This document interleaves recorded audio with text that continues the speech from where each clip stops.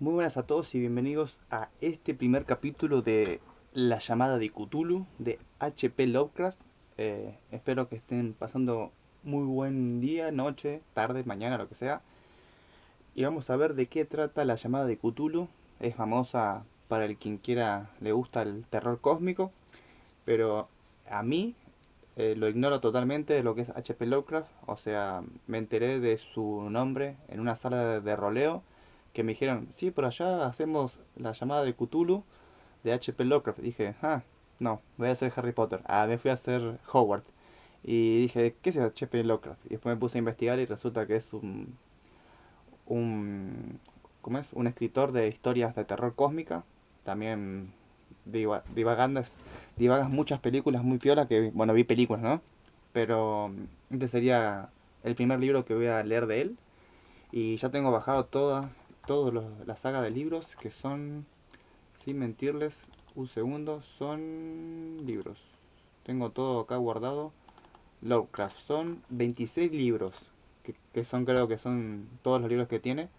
Lo bajé a todos, así que vamos a seguir leyendo, haciendo ping pong con Stephen King, que es mi autor preferido de terror. Y bueno, vamos a ir leyendo un libro de él, un libro de Stephen King. Y vamos a ir haciendo ping pong en estos grandes escritores de terror. Así que dicho, vamos directamente a leer La llamada de Cthulhu. A ver, ahí está. Capítulo uno.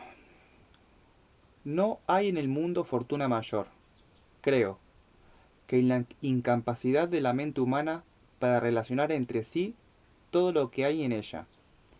Vivimos en una isla plácida, de plácida ignorancia, rodeados por los negros mares del infinito.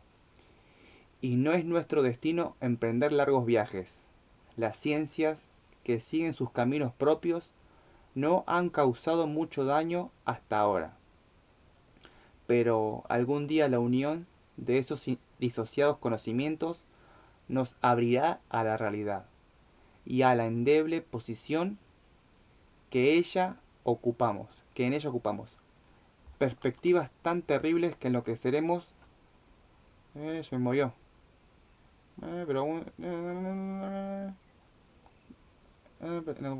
Perspectivas tan terribles que enloqueceremos ante la revelación.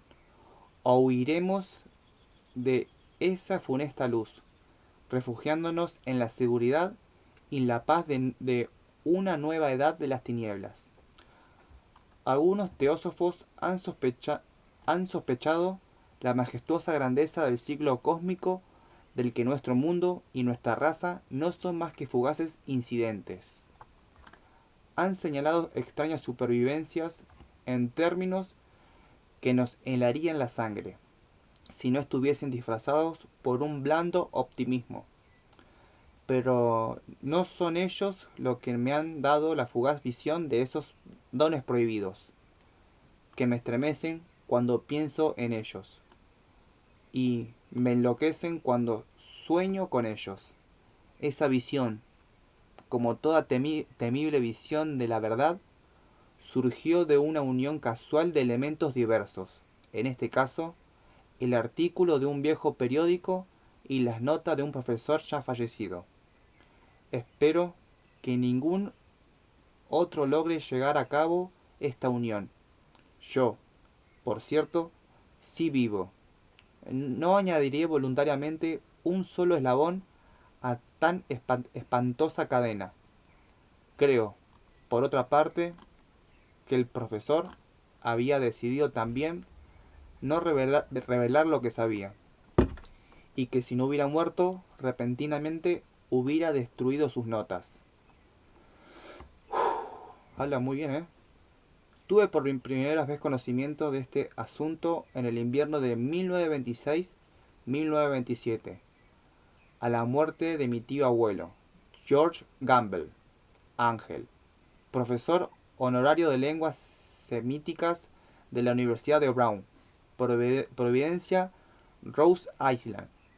El profesor Ángel era una autoridad bastante conocida en materia de antiguas inscripciones, y él había recurrido con frecuencia a los conservadores de los más importantes museos.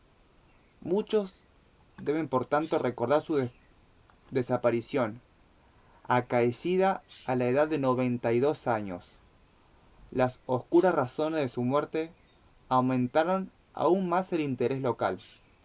El profesor había muerto mientras volvía al barco de Newport, y según afirman los testigos, luego de recibir el empellón de un marinero negro, este había surgido de uno de los curiosos y sombríos pasajes, situado en la falda abrupta de la colina. Se me olvidó de vuelta, ¿dónde está? De la colina en que uno de los muelles a la causa del muerto. En la calle Williams, los médicos, incapaces de descubrir algún desorden orgánico, concluyeron, luego de un perplejo cambio de opiniones, que la muerte debía atribuirse a una oscura lesión del corazón, determinada por el rápido ascenso de una cuesta excesivamente empinada para un hombre de tantos años. En ese entonces no vi ningún motivo para discernir en ese diagnóstico, pero hoy tengo mis dudas, y algo más que dudas. Como heredero y ejecutor de mi tío abuelo, viudo y sin hijos, era de esperar que yo examinaría sus papeles con cierta atención. Trasladé con este propósito todos sus archivos y cajas a mi casa en Boston. El material, ordenado por mí, será publicado en su mayor parte por la Sociedad Norteamericana de Arqueología. Pero había una caja que me pareció sumamente enigmática, y sentí siempre repugnancia a mostrársela a otros. Estaba cerrada, y no encontré la llave hasta que se me ocurrió examinar el llavero que el profesor llevaba siempre consigo. Logré abrirla entonces, pero encontré otro obstáculo, mayor y aún más impenetrable. ¿Qué significado podía tener ese curioso barrolleve de arcilla? Y esas notas, fragmentos y recortes del viejo periódico.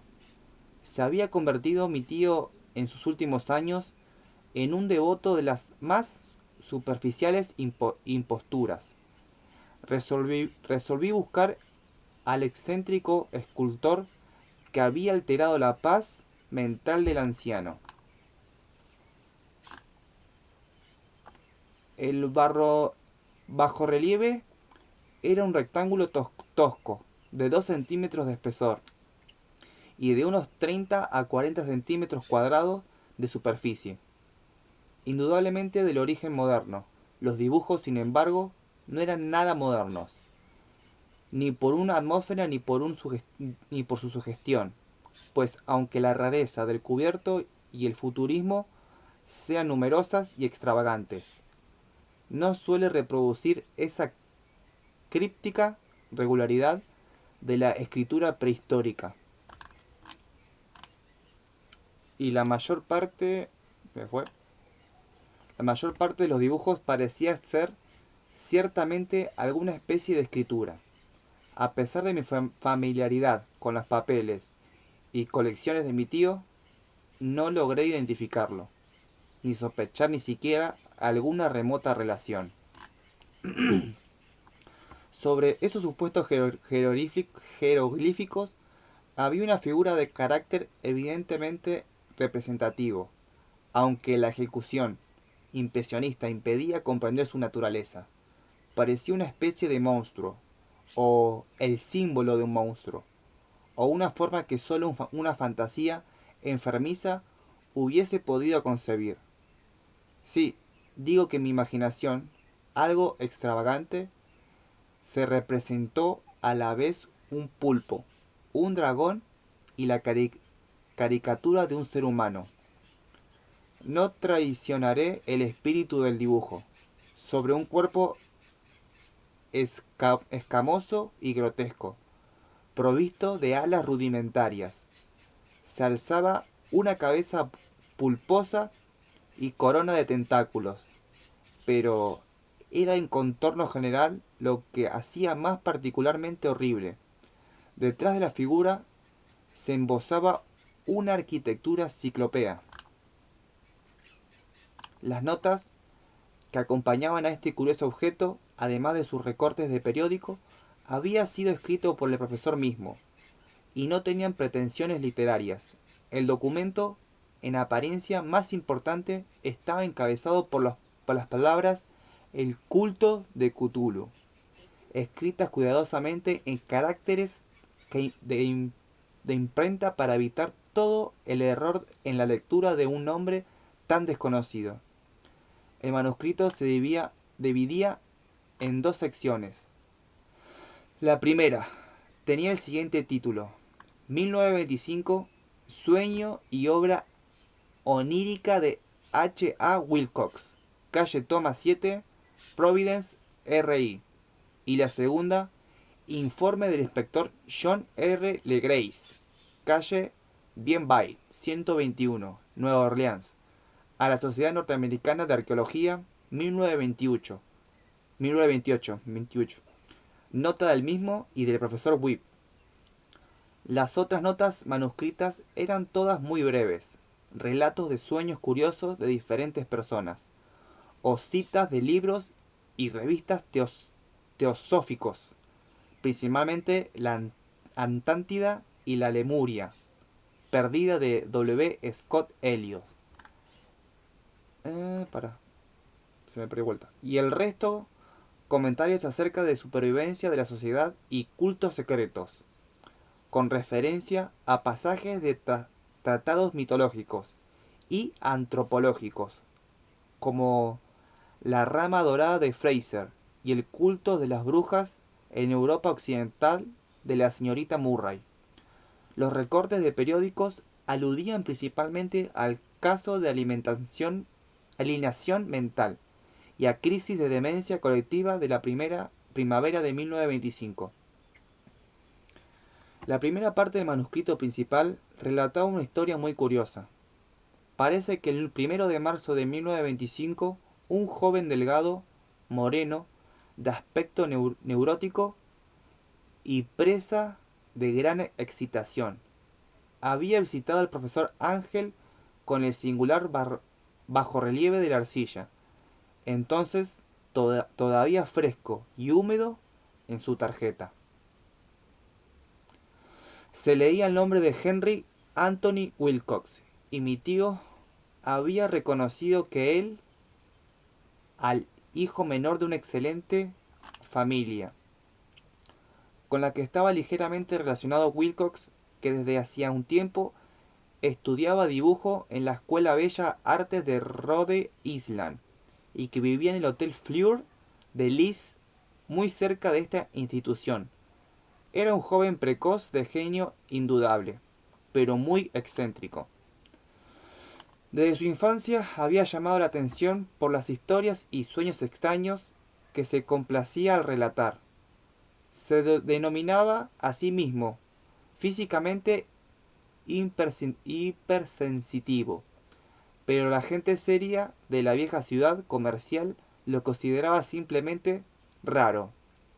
No había frecuentado nunca a lo de su propia clase, y poco a poco había ido retirándose de toda actividad social.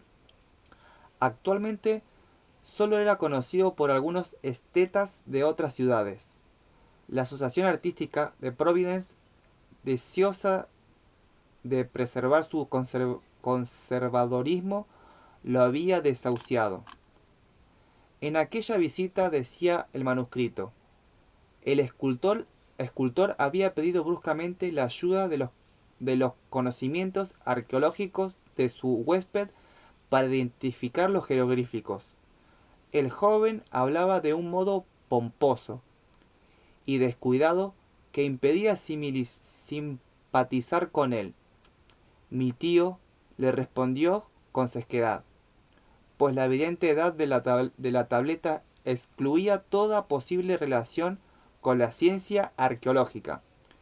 La réplica del joven Wilcox, que impresionó bastante a mi tío como para que la reprodujera palabra por palabra, tuvo ese énfasis poético que caracterizaba sin duda su conversación habitual. Es nuevo, es cierto, le dijo, pues la hice anoche mientras soñaba con extrañas ciudades, y los sueños son más viejos que la cavilosa Tiro, la contemplativa Esfinge o Babilonia, guardería de jardines. Y comenzó a narrar una historia desordenada que de pronto despertó en mi tío un recuerdo. El anciano se mostró febrilmente interesado. La noche anterior había habido un leve temblor de tierra, el más violento de lo que había sacudido Nueva Inglaterra en los últimos años, que había afectado terriblemente la imaginación de Wilcox. Ya en coma, y por primera vez en su vida, había visto en sueños una ciudad ciclopea de enormes bloques de piedra y gigantescos y siniestros monolitos de un horror latente.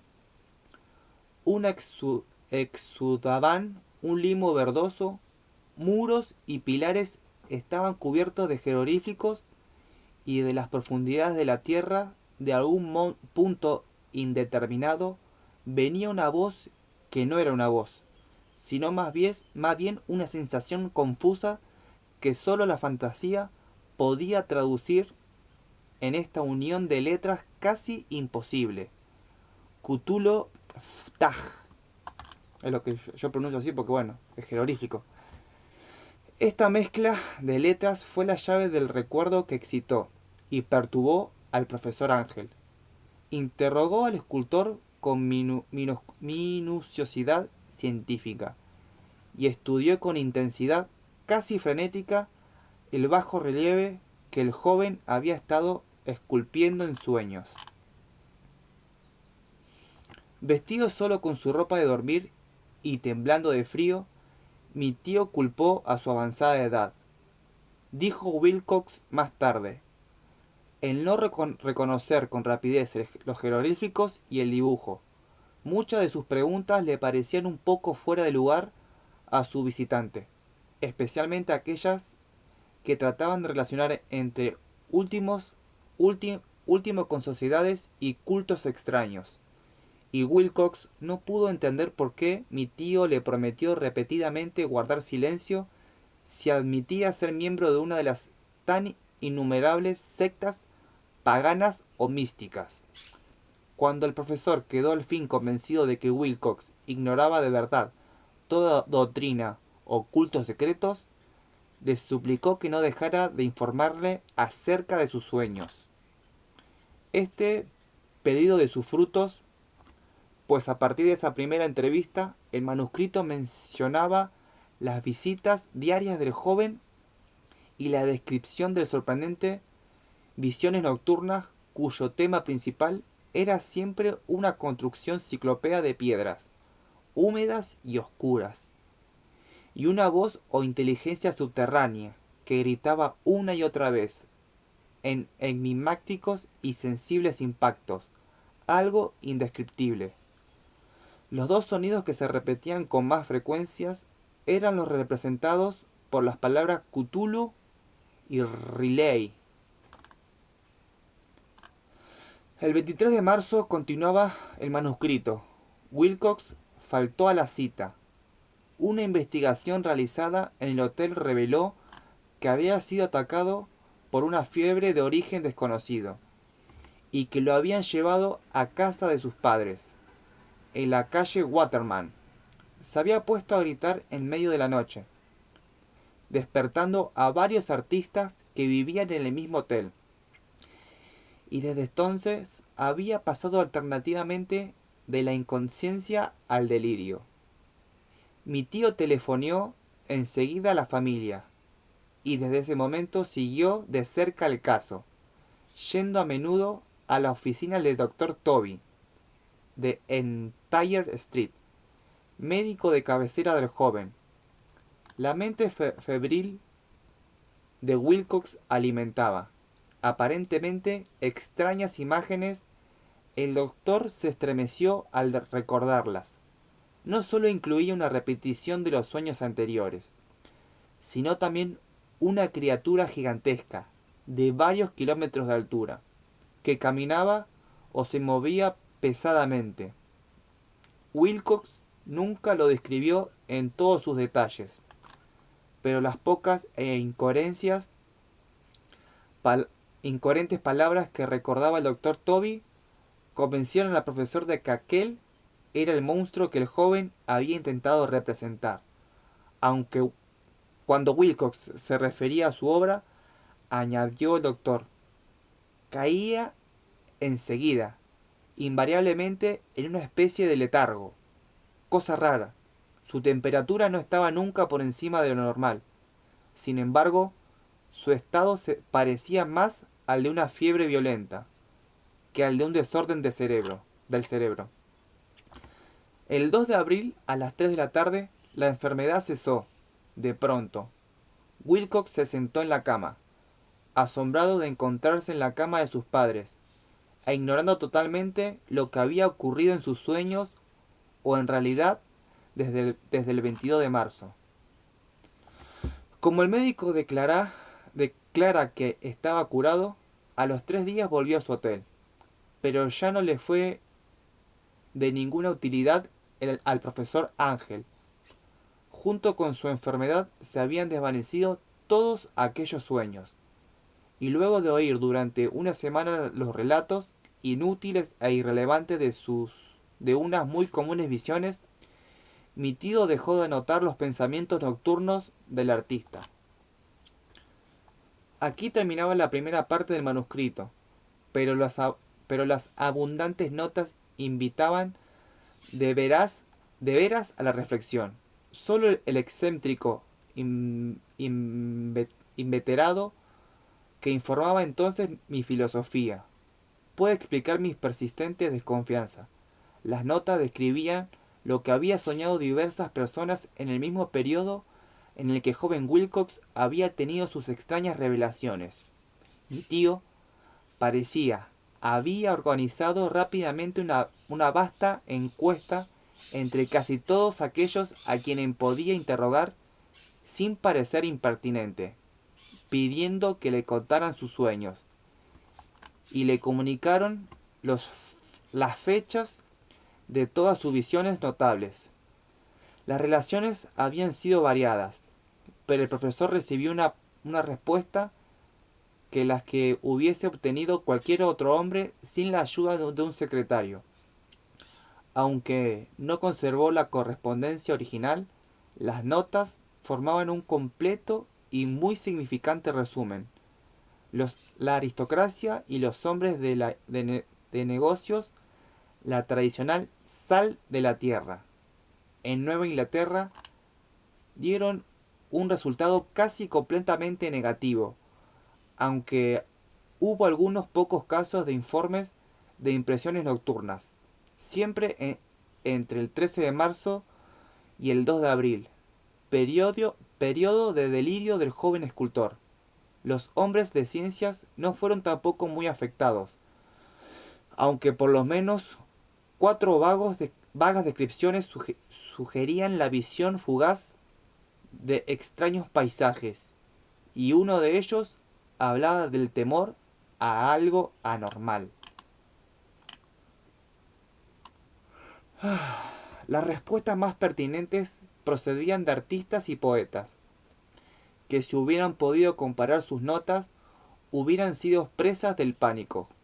Ante la falta de las cartas originales, llegué a sospechar que el compilador había estado haciendo preguntas indeciosas, o había deformado el texto de la correspondencia para corroborar lo que había resuelto ver. Por eso persistí en la creencia de Wilcox, conociendo de algún modo los viejos documentos reunidos por mi tío. Había estado engañándolo. Estas respuestas de las artistas narraban una perturbadora historia entre el 28 de febrero y 2 de abril. Gran parte de ellos habían tenido sueños muy curiosos, alcanzando su máxima intensidad en el tiempo de delirio del escultor. Una cuarta parte hablaba de escenas y sonidos semejantes a lo descrito por Wilcox, y, y algunos confesaron su terror ante una criatura gigantesca y sin nombre. Un caso que las notas describían con énfasis. Era particularmente triste. El sujeto, un arquitecto muy conocido, algo inclinado al ocultismo y la teosofía, se volvió completamente loco la noche que llevaron al joven Wilcox a la casa de sus padres, y murió meses después, gritando que lo salvaran de algún escapado habitante del infierno. Si mi tío hubiese conservado los nombres de esos casos, en vez de reducirlos a números, yo hubiera podido hacer alguna investigación personal. Pero, como estaban las cosas, solo pude encontrar a unos pocos. Todos, sin embargo, confirmaron las notas. Me pregunté a menudo si aquellos a quienes había interrogado el profesor Ángel se habían sentido tan intrigados como en este grupo. Nunca le di explicaciones, y es mejor así. Los rectores de prensa, como ya he dicho, trataban de casos de pánico, manía y excentricidades, siempre en el mismo periodo.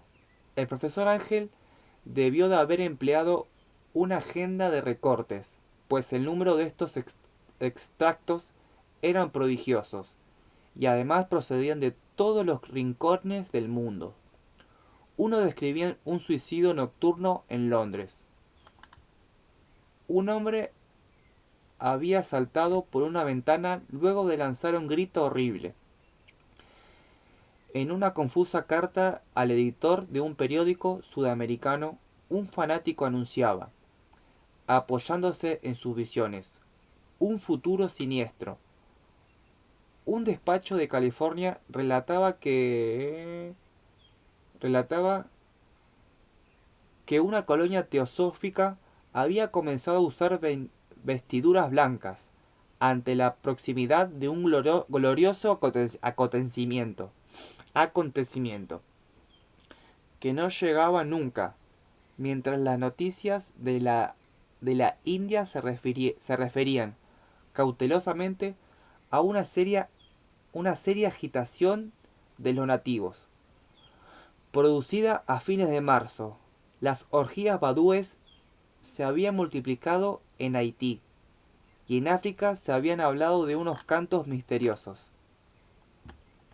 Los oficiales norteamericanos radicados en Filipinas habían tenido ciertas dificultades en algunas tribus, y en la noche de 22 de marzo los policías de Nueva York habían sido molestados por levantamientos histéricos. Confusos rumores recorrían también el oeste de Irlanda, y un pintor llamado Ardois Bonot exhibió en 1926, en el Salón de Primavera de París, un blasfemo paisaje de sueños. En los asilos de alineados los desórdenes fueron tan numerosos que solo un milagro logró impedir que el cuerpo médico advirtiera curiosas semejanzas y sacara apresuradas conclusiones. Una rara colección de recortes, de veras, apenas concibió hoy el crudo racionalismo con el que los hice a un lado, pero quedé convencido de que el joven Wilcox había tenido noticias de unos sucesos anteriores mencionados por el profesor. Ya llegamos al capítulo miércoles. Qué finura de H.P. Lovecraft al escribir. Espero haber sido lo más fiel posible. Pero bueno, es como estoy leyendo todos los libros. Es a la primera, leo lo que estoy leyendo. No hay práctica previa. La idea es que, bueno, me vean mejorar con el pasar del tiempo en este proceso de aprendizaje a leer en voz alta, porque es algo nuevo en mi vida. Digo, tengo 34 años recién cumplidos y recién ahora, hace muy poco, empecé a leer en voz alta y como siempre fui muy mental, es como que soy bueno leyendo y asimilando lo que leo igual, pero Dios me marcó este camino, así que estamos siguiendo su camino, siéndole lo más fiel posible al propósito, que es bueno, ser un ejemplo para el que quiera tomarme de ejemplo, que todo es posible si uno ¿cómo es? Lo sigue con toda la fe del planeta, ¿no? De la fe a Dios y el acompañamiento de Él, sabiendo que cada paso está marcado por Él y yo solamente tengo que caminarlo, a pesar de pase lo que pase, el camino va a ser este. Así que dicho, espero que le haya gustado este primer capítulo de La llamada de Cthulhu. Así que muy bueno. Qué finura la de H.P. Lovecraft en sus escritos. Me encantó. Se nota que es una persona de hace muchos años. Y bueno, nada.